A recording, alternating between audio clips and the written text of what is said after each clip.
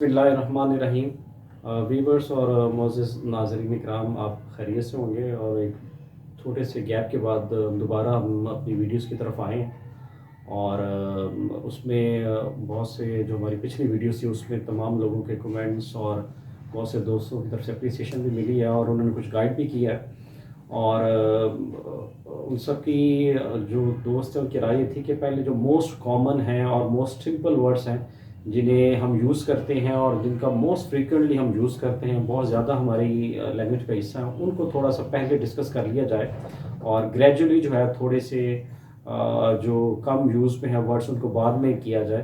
तो उनकी ये जो सजेशन थी बहुत अच्छी थी, जो वाकई मानने वाली है। तो फिर उसी हिसाब से एक और दूसरी एडवाइस हमारे पास ये आई, मशवरा में ये दिया गया कि आप जो ज़्यादा वर्ड्स की बजाय 5 या 6 रखें, और ताकि वो 4-5 वर्ड भी मिनिमम हो, और अगर वो इस्तेमाल में आ जाए, यूज़ में आ जाए और लोग उनको बोलना शुरू कर दें और उसको सीख लें, तो ज़्यादा बेनिफिट होगा कॉमन मैन के लिए और आम पर्सन के लिए।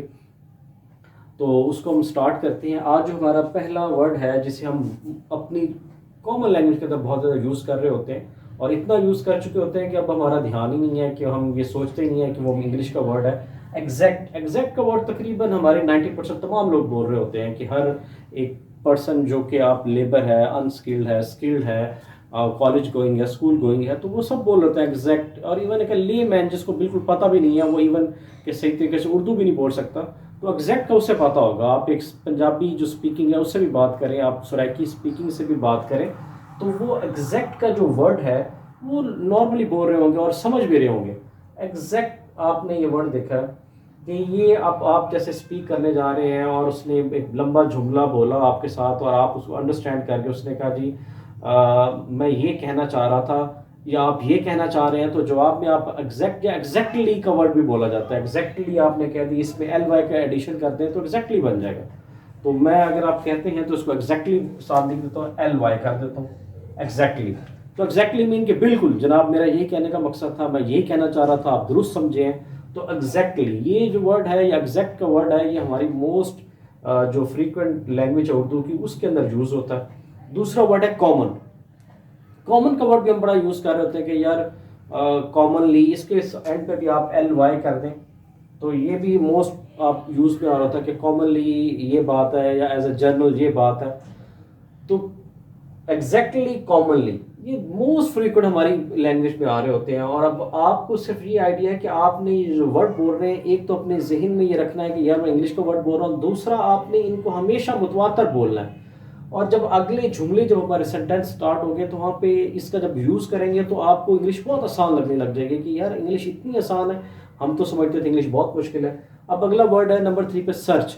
सर्च मीन जो आप कोई चीज़ फाइंड आउट कर रहे होते हैं और आप इवन के आप कंप्यूटर पे हैं, आप लैपटॉप पे हैं, आप अपने मोबाइल में, तो आपको कोई दोस्त बैठा कहेगा यार ज़रा गूगल पर सर्च करना कि अगर मैंने लाहौर में विज़िट करना है तो मैं किस अच्छे क्लिनिक पे जा सकता हूँ, या मैंने अगर कोई चीज़ फाइंड करनी है तो किस मार्केट में जा सकते हो, सर्च करना। तो वो सर्च का वर्ड सारे बोल रहे होते हैं, तो सर्च इटसेल्फ इंग्लिश का वर्ड है। तो अब आप इसको जब सेंटेंस में यूज़ करेंगे तो उस वक्त आसान हो जाएगा, आप अपने जहन में रखें। Next one is range. Range का वर्ड भी बहुत कॉमनली बोला जाता है, आम रूटीन में बोला जाता है। आप कहीं घर लेने गए, प्लॉट लेने गए हैं, तो वो आपको जो प्रॉपर्टी एडवाइज़र है, डीलर है, जो कंसल्टेंट है, वो आपसे ये कह रहा होता है कि सर अगर आप एक प्लॉट लेना चाहते हैं, आप मुझे सर ये बताएं आपकी रेंज कितनी है, आप किस हद तक जाएंगे, 3 मिलियन, 4 मिलियन, 5 मिलियन, 6 मिलियन। तो ये रेंज का वो आम आदमी से पूछ रहा होता है। तो आपको पता है प्रॉपर्टी डीलर जो आम हमारे दोस्त अहबाब हैं, हमारे अक्सर लोग हैं, वो इतने क्वालिफाइड भी नहीं होते, लेकिन वो इस तरह के वर्ड बहुत बोल रहे होते हैं कि सर आप, मेरा मशवरा ये है, मैं आपको एडवाइस कर रहा हूँ कि आप ये इसको इन्वेस्ट कर लें, ये इन्वेस्ट आपको बहुत बेनिफिशियल होगी आपके लिए। तो वो इंग्लिश के बहुत से वर्ड बोल रहे होते हैं। तो रेंज भी वहीं यूज हो रहा था। रेंज, आप किराए का मकान लेने जाते हैं, वो भी पूछते हैं सर आपकी रेंज कितनी है, आपको 25,000 तक चाहिए, 30 तक चाहिए, 10,000 तक चाहिए। तो रेंज का वर्ड जो है ये भी इंग्लिश का वर्ड है। तो अब आपने ये सारे सुने होंगे, आप खुद बोलते होंगे, तो अब बस आपने इनको अपने जहन में रखना है। Next one is idea. Idea का वर्ड, या इसको हम मजीद कर लें तो आइडियली। आइडियली कि मेरे लिए ये बड़ा अच्छा होगा कि मैं यहाँ जाने के बजाय वहाँ चला जाऊँ। तो ये आइडियली उसमें होगा, लेकिन आइडिया का वर्ड आप सबको आ रहा था कि यार तुमने बहुत अच्छा मशवरा दिया, एडवाइस उसकी एक बड़ी अच्छी फॉर्म भी है, आप कह लेंगे एडवाइस आप यूज़ करते हैं वर्ड, लेकिन आइडिया एक जनरल वर्ड है। आप कह सकते हैं यार मुझे बड़ा अच्छा आइडिया है, या मैं एक आइडिया आपके साथ शेयर करना चाहता हूँ, या कोई आइडिया यार मुझे दोगे। तो इस तरह के जो वर्ड आप बोल रहे हैं, या जब आप इंग्लिश अगले हम अपने लेसन में बोलेंगे सेंटेंस, तो बड़ा आसान हो जाए आपके लिए। Next one is plan. Plan जो वो ये भी बहुत कॉमन बोला जाता है, यार आपका क्या प्लान है, नेक्स्ट प्लान क्या है। ये दोस्त साहब आप हॉस्टल में रहने वाले जब इकट्ठे होते हैं तो उनके मुंह से अक्सर निकल होता है प्लान किया है। तो अब आप ये देखें, ये वो सारे लफ्ज़ हैं जो हम इंग्लिश में बोल रहे हैं, उर्दू में बोल रहे होते हैं, लेकिन ये है क्या, सारी इंग्लिश है। तो हम क्या करेंगे, इस इजी इंग्लिश के अंदर इसको सेंटेंस के साथ जोड़ दे करेंगे। और सबसे इंपॉर्टेंट इंग्लिश के अंदर, अगर आप इंग्लिश लर्न करना चाह रहे हैं या सीखना चाह रहे हैं, तो सबसे इंपॉर्टेंट फैक्टर है विकैबुलरी। ये जो वर्ड्स हैं, ये जो हम अपने सारे लेसन्स के अंदर सबसे पहले इनको करते हैं, ये आप किसी जगह नोट करते जाएं, कहीं लिखते जाएं, अपने माइंड के अंदर स्टोर करते जाएं। ये विकैबुलरी आएगी तो आप इंग्लिश बोलेंगे, इसके बगैर नहीं बोल सकते। और यही मसला होता है कि हमारे पास वर्ड ही नहीं होते कि यार अगर किसी ने हमसे पूछा महंगाई की बात करनी हो, किसी ने हमने कहना है कि यार बदअमनी की बात है, किसी ने कहना है कि जनाब दहशतगर्दी है, तो वो लफ्ज़ हमने बोले, लेकिन हम क्या हो रहा था, हमें उनकी इंग्लिश ही नहीं आ रही होती। उसी दैट इज कॉल्ड विकैबुलरी, कि दहशतगर्दी को टेररिज्म कहते हैं। इस तरह की तमाम चीज़ें जो वर्ड हम सीख लेंगे तो फिर इंग्लिश बोलना आसान है। बाकी तो सारी वट लगाना है, where are you going, what are you doing, what you want, इस टाइप की चीज़ें तो हम सेंटेंस की आपस में कनेक्शन करना बहुत आसान है, सेंटेंस बोलना बहुत आसान है, लेकिन उसके पीछे जो विकैबुलरी है वो मोस्ट इंपॉर्टेंट है। आप जितनी विकैबुलरी सीखेंगे उसको आप आपके घर में न्यूज़पेपर आता है, आप किसी चैनल पे बैठे हैं, आप किसी टीवी पे बैठे हैं, तो वहाँ इस तरह के जो कॉमन वर्ड आ रहे हैं, अपनी एक छोटी डायरी बना लें, नोट करते जाएं। उन्हीं वर्ड्स को हम यूज़ करके आपको इंशाअल्लाह ताला अपने नेक्स्ट फ्यू लेक्चर्स के बाद you would be able to speak English. बड़ा आसान है इंग्लिश को बोलना, अपने ज़हन पे सवार नहीं करना। तो आज ये सिर्फ 6 की हैं, दोस्तों की एडवाइस के मुताबिक उनका यही मशवरा था, उनकी यही एडवाइस थी कि ये ज़्यादा वर्ड्स की बजाय इनको 5 या 6 करें और जो मोस्ट कॉमन है वो करें। तो ये आज हमारे इस जो लेक्चर था या लेसन था या जो हमने डिस्कस किया, उसमें ये 6 हैं। बहुत आसान वर्ड्स हैं, आप इससे एग्री करेंगे कि यार हम इनसे बोलते हैं, और इसे अब आपने अपने ज़हन में रखना है या किसी जगह राइट डाउन कर लें, नोट डाउन कर लें, और ताकि जब नेक्स्ट हम यूज़ करेंगे तो ये वर्ड्स हमारे उस लैंग्वेज का पार्ट। हमारा दूसरे सेगमेंट में ये है कि जो सेंटेंसेस है, थोड़ा हम उसका भी आपके साथ जो है वो इंट्रोडक्शन साथ साथ इसमें करवाते हैं, ताकि आपको ये भी अंदाज़ा हो कि वो सेंटेंस किस टाइप के होते हैं। और ये हमारा पूरा जो फोकस है वो इस चीज़ पे है कि आपने इंग्लिश के साथ इस कदर फेमिलियर हो जाना है कि आपने कहना है कि यार ये तो तमाम इंग्लिश हम खुद बोलते रहे। ये अब इतनी आसान है कि अब आप समटाइम्स बड़ा लंबा सेंटेंस बोलने की ज़रूरत नहीं है, आपको सिंपली 2 या 3 वर्ड बोलने हैं, वो पूरा जुमला उर्दू का कन्वे हो जाएगा। जैसे आप किसी को कहना चाह रहे हो कि यार जल्दी करो, हमने फंक्शन में जाना है, या तैयार हो जाओ। जैसे घर में आते हैं, घर वालों को पैगाम देते हैं, तो उसके लिए आप अपने बच्चों के साथ, अपनी फैमिली मेम्बर्स के साथ, या हॉस्टल में हैं तो दोस्तों के साथ आपने इस तरह इंग्लिश बोलनी है, गेट रेडी, कि यार बस तैयार हो जाओ। आप बाइट से आए हैं तो आपने उनको एक शॉर्ट मैसेज कन्वे कर दिया, गेट रेडी कह के तैयार हो जाओ। अब उर्दू में इसको कहना चाहे तो आप आते साथ कह सकते हैं चलो भाई मैं आ गया हूँ तो तैयार हो जाओ। तो उस सारे जुमले को आपने जनाब सिंपली कह दिया गेट रेडी।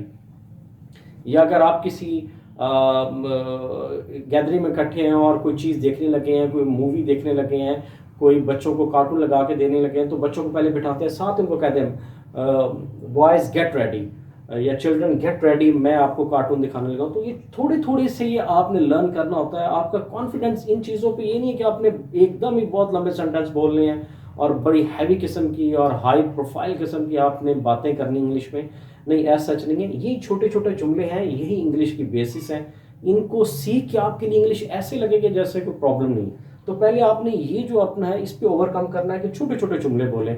Let's go. अब आप किसी को ये ना कहना चाह रहे हैं कि यार आओ चलें मार्केट की तरफ चलें, हम गार्डन चलते हैं, हम किसी पार्क में चलते हैं, हम सपोज किसी सिनेमा में जाते हैं, हम मस्जिद में जाते हैं, हम किसी महफिल पे जाने लगे, तो आपने उनको सिंपल वे में कन्वे करना है, बैठे यार लेट्स गो। लेट्स गो ने सारा कन्वे कर दिया, आओ चलें। वो डिस्कशन हो रही थी, एक दोस्त ने कहा यार चलो यहाँ चलते हैं, वहाँ चलते हैं, तो आपने अचानक से लेट्स गो। तो लेट्स गो को आपने अपनी वो लाइफ का हिस्सा बना लें, कहीं जाने हैं तो लेट्स गो, आओ चलते हैं जी। अब जैसे आपकी बात गैदरिंग में बैठे हैं, ये चल रही है, तो वो एक बात कर रहा है, दूसरा उसको रिक्वेस्ट करना चाह रहा है कि यार पहले मुझे बात करने दो, तो वो आप इंग्लिश की 2-3 वर्ड बोल के उनको भी कम्युनिकेट करें, उनको भी समझ लगेगी और वो भी ये सीखेंगे। आपने क्या कहना है, लेट मी स्पीक, यार मुझे बात करने दो, लेट मी टॉक। तो लेट मी अक्सर में होता है कि ये आप उसको इम्पेरेटिव इसको होते कहते हैं इंग्लिश में सेंटेंस, जिसमें आप हुक्म दे रहे होते हैं और साथ उनको कह रहे हैं मुझे ये काम करने दो, let me do, let me talk, let me go, let me speak, कि मुझे बोलने दो, मुझे करने दो, मुझे वहाँ जाने दो। तो आपने सिर्फ लेट मी के साथ आगे जो है अपना वर्ब लगाना, अपना फेल लगाना है कि मुझे लेट मी ईट। अब ईट आपको पता है, अब आपने पीना है तो आपका लेट मी ड्रिंक, मुझे पीने दो, लेट मी स्लीप, मुझे सोने दो। तो इस टाइप की तमाम चीज़ें हैं आप कह सकते हैं। तो आप इस तरह इसकी प्रैक्टिस भी करें, अपने दोस्तों के साथ बैठें तो ये सेंटेंस बोलें, स्पीक करें, कम्युनिकेट करें, कन्वे करें, वो भी सीखेंगे आपसे। अब अगर आपके कोई दोस्त आ गए, कहीं मिल गए, किसी को बड़े से बात देख लिया, सुबह ऑफिस गए, कोई आया आपसे मिलने, तो आपने उसको कहना nice to see you, nice to meet you. अब ये इस पर ये झिझकना भी नहीं है कि यार मैं इतना सा जुमला बोल रहा हूँ तो अगला ये कह, नहीं, यही स्टार्ट होता है कि आप उनसे बात करें। आप पहला स्टेप लेने से कहा से यहाँ जो इंग्लिश सिखा रहे हैं ये फर्स्ट स्टेप है कि आप पहला स्टेप तो उठाएं। जब आपने ये स्टेप उठा लिया तो आपका आसान हो जाएगा। और next one is you are great. आप किसी को उसका थैंक यू अदा करना चाह रहे हैं, फॉर्मली बोलना चाह रहे हैं, किसी ने कोई काम कर दिया तो आप कहते हैं यू आर ग्रेट। किसी ने आपको व्हाट्सएप पे मैसेज, आपने कोई चीज़ मांगी थी, उसने आपके साथ शेयर कर दी, कोई डॉक्यूमेंट शेयर कर दिया, तो आगे ये 7 जुमले बोल दिया करें। वहाँ आपने साइन या सिग्नल देने की बजाय कोई वो जो आप इशारे बने होते हैं जिसके अंदर आप अपने जेस्चर दे रहे होते हैं, उनकी बजाय आप लिखा करें। आप जितना लिखेंगे उससे इंग्लिश आपकी आसान होगी। मान लीजिए you are great, thank you लिखने की बजाय आप ये वर्ड लिखें, you are great, you are nice. तो इस तरह चीज़ें करके ये कम्युनिकेट करें। ये 5 जुमले बड़े आसान हैं, इनको किसी जगह नोट डाउन करें, राइट करें, लिखें और इन्हें फिर बोलें। ये आपके रूटीन में यूज़ होंगे। आप सुबह दुकान पर जाएँ वहाँ यूज़ होंगे, घर में जाएँ वहाँ यूज़ होंगे, किसी होटल पर जाएँ, रेस्टोरेंट पर जाएँ, तो आप इनकी साथ साथ प्रैक्टिस करें, ये आपके लिए बहुत आसान होगा।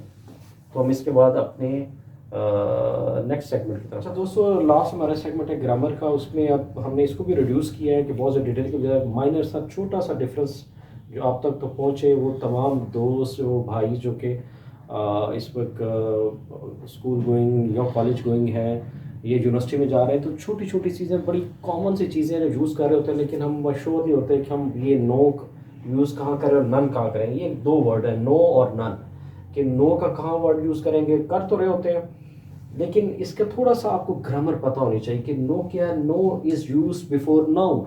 ये नाउन से पहले होता है। नाउन होता है किसी चीज़ का नेम। अब नाउन क्या है, उसमें प्रॉपर नाउन और common noun, that's another thing, वो बात की बात है। लेकिन नाउन क्या होता है, किसी भी चीज़ का नाम, उर्दू में इसम कहते हैं। चेयर है, ये भी नाउन है। House is a noun, car is noun. किसी चीज़ का भी नाम वो नाउन कहलाता है। तो नो किससे यूज़ होगा, किसी भी नाउन से पहले, किसी भी जो नेम हो किसी चीज़ से पहले। आप ये कहना चाह रहे हैं मेरे पास कोई कार नहीं, I have no car, I have no problem, मुझे कोई प्रॉब्लम नहीं है। तो आप नो प्रॉब्लम तो वैसे भी यूज़ कर रहे होते हैं। तो अगर आपसे कोई पूछे कि यार मैं क्या ये आपसे पेन ले सकता हूँ, तो आप कह सकते हैं नो इशू, नो प्रॉब्लम, ये तमाम वर्ड यूज़ करते हैं। तो नो कब यूज़ करना है, बिफोर एनी नाउन। अब नन क्या है, नन इज इटसेल्फ प्रोनाउन है, ये अकेला आएगा, इसको ज़रूरत नहीं है कि इसके साथ कोई चीज़ लगे। अब ये आप बताना चाह रहे हैं कि यार मैं वहाँ पे गया, अगर आपके घर वालों ने भेजा हो, आपके टीचर ने भेजा हो, जाओ पता करो कि हमारे इस क्लासरूम के बच्चे कहाँ हैं, वो बाहर बैठे हैं, तो उनको बुला के ले आओ। तो आप उनको बताओगे none of them was present there, none of them were available there.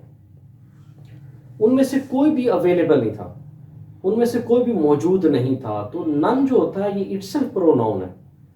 तो नो और नाउन का ये माइनर सा डिफरेंस है जो आप अक्सर यूज़ तो कर रहे हो, लेकिन आपको पता हो ग्रामेटिकली कि जब हम यूज़ कर रहे हैं तो उसकी बेसिस क्या है।